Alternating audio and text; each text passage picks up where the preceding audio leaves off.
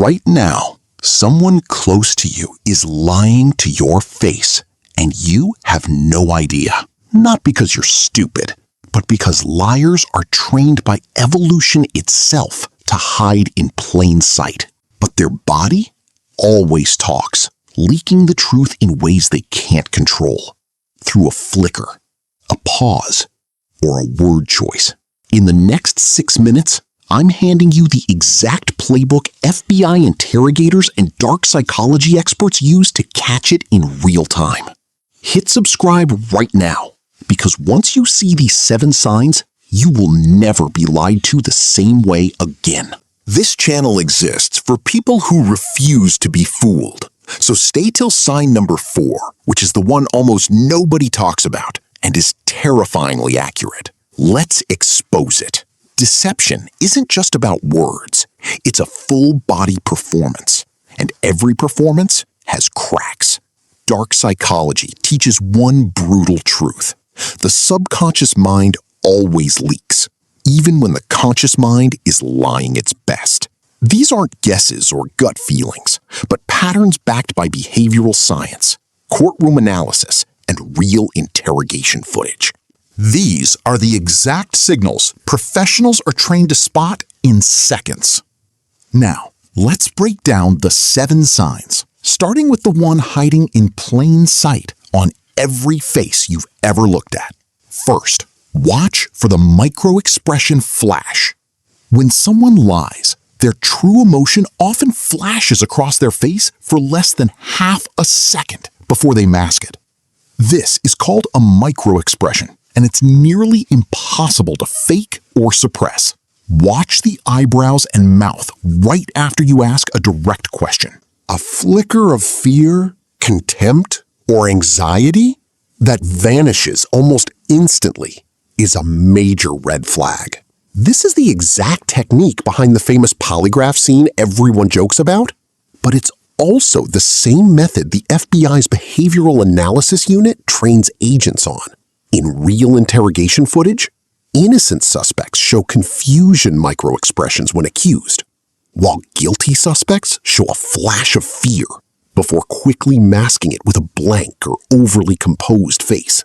The face moves faster than the brain can control it. That's why liars often overcorrect a second later with an exaggerated calm expression, which is its own tell. Second, look out for the delayed emotional reaction. Genuine emotions appear instantly, while faked emotions appear a beat too late. If you tell someone shocking news and their shocked face comes half a second after their words, they likely rehearse the reaction instead of feeling it. Think about a scenario you've probably lived through, like when someone finds out about a surprise party for the first time.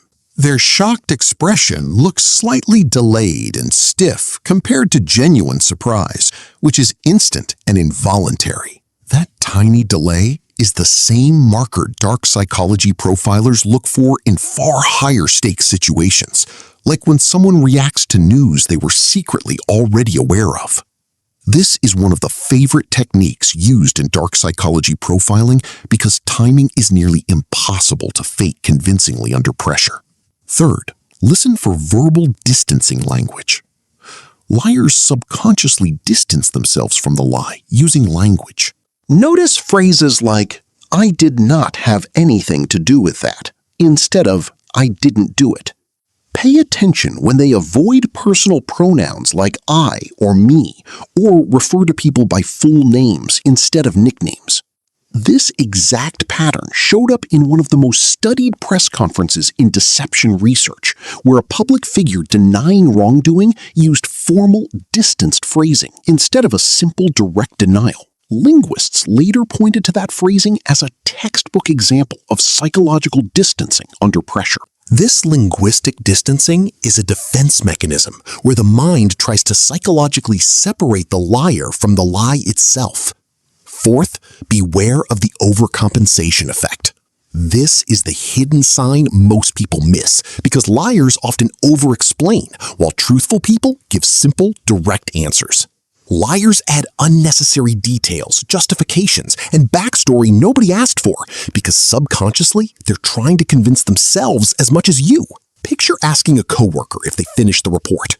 A truthful answer sounds like, "Not yet. I'll have it by 5." A slurred, deceptive answer often turns into a 90-second story about traffic, a sick relative, a broken laptop, and 3 unrelated excuses before actually answering the question. That flood of detail isn't honesty. It's the brain building a case. If a simple yes or no question gets a 3-minute explanation, that complexity isn't honesty. It's compensation. 5th, check for the absence of a Duchenne smile. A genuine smile engages the eyes, creating subtle crinkling at the corners, called crow's feet, while a fake smile only moves the mouth. This is named after 19th century scientist Duchenne de Boulogne, who discovered that the muscle around the eyes can't be controlled voluntarily.